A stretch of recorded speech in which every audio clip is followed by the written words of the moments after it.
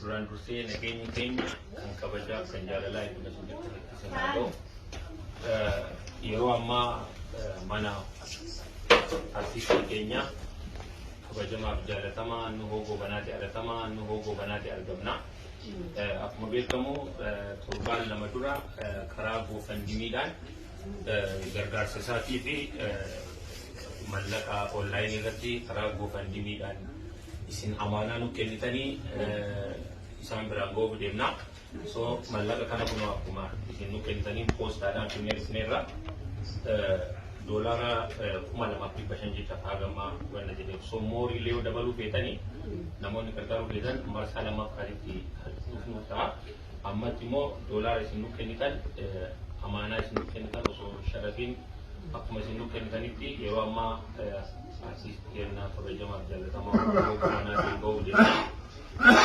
Namoonni hedduun immoo jidduu kana olola garaagaraa waan haasaa turan illee kunuunullee guyyaa har'aa dhufnee mana isaatti argamna. Kanuma isin himuu fi mallaqni yeroo ammaatti kennuuf deemu isaanii kennuu deemu doolaara $2,500 jecha.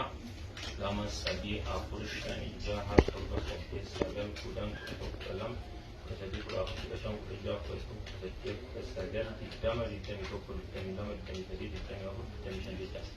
So amaanaa keessan yeroo ammaa kan nurraa fuudhan kunoo karaa haadha manaa isaatti isinii kennineerra. Gammeen illee Vision Entertainment irraan waliin jira. Kanuma isin kennu fi illee ta'u waan jechuu barbaachisu.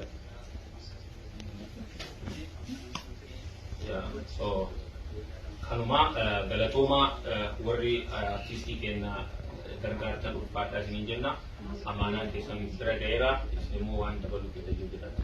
Galatooma baay'ee galatooma. Rakkisni wajjin jiraatu. Galatooma ulfaadhaa. Inni immoo gammee jedhama. Vision Entertainment waliin hojjenna. Anallee walumaan goone kanuma isin jechuu ulfaadhaa.